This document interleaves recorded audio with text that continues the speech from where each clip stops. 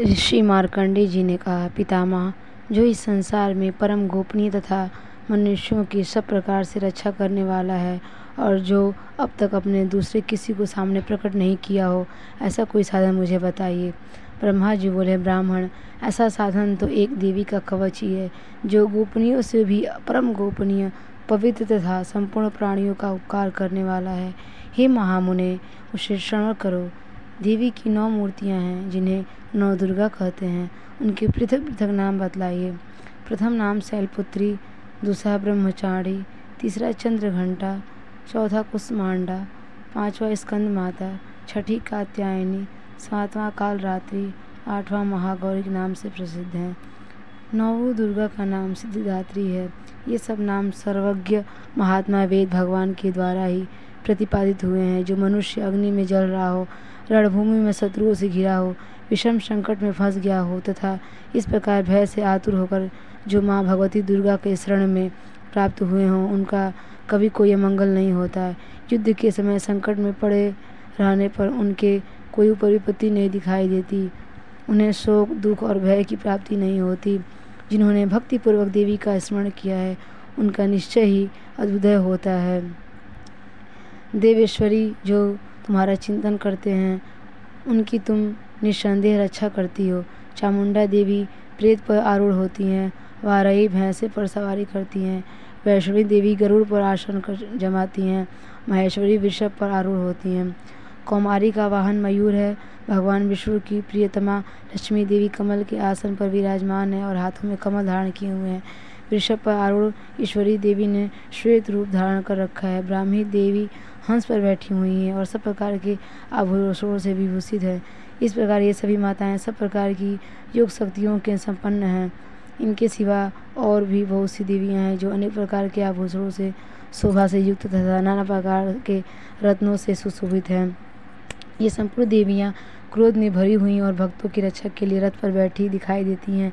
ये शंख, चक्र, गदा, शक्ति, हल और मूसक, खेटक और तोमर, परशु तथा पास, कुंत और त्रिशूल एवं उत्तम शांग, धनुष आदि अस्त्र शस्त्र अपने हाथों में धारण करती हैं।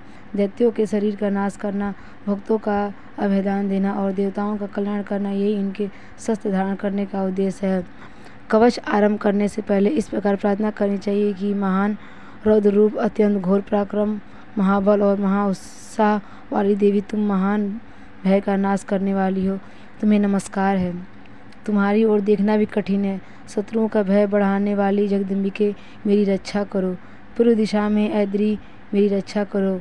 अग्नि में अग्निशक्ति, दक्षिण में वाराही तथा दक्षिण कोण में खड्गधारिणी, मेरी रक्षा करें। पश्चिम दिशा में वाराही और वायव्य कोण में मृग पर सवारी करने वाली देवी रक्षा करें। उत्तर दिशा में कौमारी और ईशान कोण में शूलधारिणी देवी रक्षा करें। ब्रह्माणी, तुम ऊपर की ओर से मेरी रक्षा करो और वैष्णो देवी नीचे की ओर से मेरी रक्षा करें। इसी प्रकार 100 को अपना वाहन बनाने वाली चामुंडा देवी मेरी रक्षा करें। जया आगे से और विजया पीछे से मेरी रक्षा करें। वाम भाग में अजिता और दक्षिणी भाग में अपराजिता मेरी रक्षा करें। उद्योदिनी शिखा की रक्षा करें। उमा मेरे मस्तक पर विराजमान हो कर रक्षा करें। ललाट में मालाधारी रक्षा करें और यशस्विनी देवी मेरे भवों की संरक्षण करें। भवों के मध्य भाग में त्रिनेत्रा और नथनों की यम घंटा देवी रक्षा करें।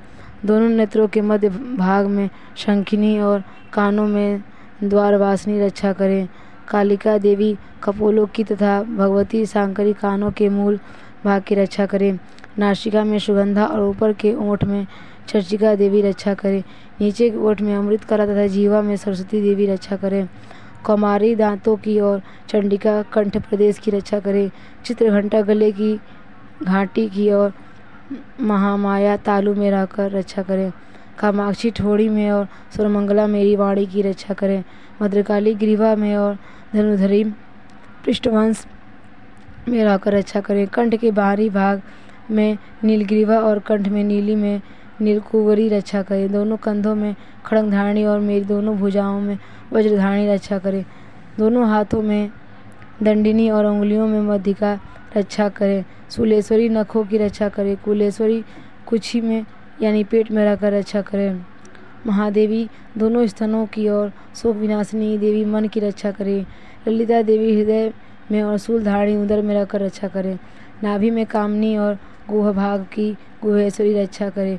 पूतना और कामिका लिंग की महिषवासिनी गुदा की रक्षा करे। भगवती कटिक भाग में विंध्यवासिनी घुटनों की रक्षा करें। संपूर्ण कामनाओं को देने वाली देवी दोनों पिंडलिकाओं की रक्षा करें। नारसिंही दोनों घुटनों की और तेजस्विनी दोनों चरणों के पृष्ठभाग की रक्षा करें। श्री देवी पैरों की उंगलियों में और तलवासिनी पैरों के तलुओं में रखकर रक्षा करें। अपनी दाढ़ों के कारण भयंकर दिखाई देने वाली धृष्टाकारली देवी नखों के और ऊर्ध्वकेश्वरी देवी देवों की रक्षा केशों की रक्षा करें। रोम वालियों के छिद्रों में कौमारी और त्वचा की बाघेश्वरी देवी रक्षा करे। पार्वती देवी रक्त मज्जा वसा मांस हड्डी और मेद की रक्षा करे। आंतों की कालरात्रि और पित्त की मुकुटेश्वरी रक्षा करे। मूलाधार आदि कमल केशों में पद्मावती देवी, कफ में चूड़ामणि देवी स्थिर होकर रक्षा करे। नख के तेज की ज्वालामुखी रक्षा करे। जिसका किसी भी अस्त्र से भेदन नहीं हो सकता, वह अभेदा देवी शरीर की समस्त संधियों में रहकर रक्षा करें। ब्रह्माणी आप मेरे वीर्य की रक्षा करें। छदेश्वरी छाया की तथा धर्मधारिणी देवी मेरे अहंकार मन और बुद्धि की रक्षा करें। हाथ में वज्र धारण करने वाली वज्रहस्ता देवी मेरे प्राण अपना व्यान उदान और समान वायु की रक्षा करे। कल्याण से शोभित होने वाली भगवती कल्याण शोभना मेरे प्राण की रक्षा करे। रस रूप गंध शब्द और स्पर्श इन विषयों का अनुभव करते समय योगिनी देवी रक्षा करे तथा सतोगुण रजोगुण और तमोगुण की रक्षा सदा नारायणी देवी करे। बाराही आयु की रक्षा करे। वैष्णवी धर्म की रक्षा करे तथा चक्रिणी देवी यश कृति लक्ष्मी धन तथा विद्या की रक्षा करे। इंद्राणी आप मेरे गोत्र की रक्षा करे। चंडिके तुम मेरे पशुओं की रक्षा करो। महालक्ष्मी पुत्रों की रक्षा करे और भैरवी पत्नी की रक्षा करे। मेरे पथ की सुपथा तथा मार्ग की क्षेमकारी रक्षा करे। राजा के दरबार में महालक्ष्मी रक्षा करे तथा सब ओर व्याप्त रहने वाली विजया देवी संपूर्ण भयों से मेरी रक्षा करे। देवी जो स्थान कवच में नहीं कहा गया अतएव रक्षा से रहित है, वह सब तुम्हारे द्वारा सुरक्षित हो, क्योंकि तुम विजयशालिनी और पापनाशिनी हो। यदि अपने शरीर का भला चाहे तो मनुष्य बिना कवच के कहीं एक पद नहीं जाए। कवच का पाठ करके ही यात्रा करें। कवच के द्वारा सब ओर से सुरक्षित मनुष्य जहाँ तहाँ भी जाता है, वहाँ से धन लाभ होता है तथा संपूर्ण कामनाओं को सिद्धि करने वाला विजय की प्राप्ति होती है। वह जिस अभिष्ट वस्तु का चिंतन करता है उसको निश्चय ही प्राप्त होता है। वह पुरुष इस पृथ्वी पर तुलना रहित महान ऐश्वर्य का भागी होता है। कवच से सुरक्षित मनुष्य निर्भय हो जाता है। युद्ध में उसकी पराजय नहीं तथा तीनों लोकों में पूजनीय होता है। देवी का यह कवच देवताओं के लिए दुर्लभ है। जो प्रतिदिन नियम पूर्वक तीनों संध्याओं के समय श्रद्धा के साथ इसका पाठ करता है उसे देवी कला प्राप्त होती है तथा तीनों लोकों में कहीं भी पराजित नहीं होता। इतना ही नहीं, वह अपमृत्यु से अकाल मृत्यु से भी अथवा अग्नि जल बिजली एवं सर्प आदि से होने वाली मृत्यु से भी अपमृत्यु कहते हैं रहित हो जाते हैं। 100 से भी अधिक वर्षों तक जीवित रहता है। मकड़ी चेचक और कोण आदि उसकी संपूर्ण व्याधियाँ नष्ट हो जाती हैं। कनेर भाग अफीम धतूरे आदि का स्थावर विष सांप और बिच्छू आदि के काटने से चढ़ा हुआ जब विष तथा अफीम तेल के संयोग आदि से बनाने वाला कृत्रिम विष, ये सभी प्रकार के विष दूर हो जाते हैं। उनका कोई भी असर नहीं होता। इस पृथ्वी पर मारण मोहन आदि जितने अविचारिक प्रयोग होते हैं उनका कोई असर नहीं होता।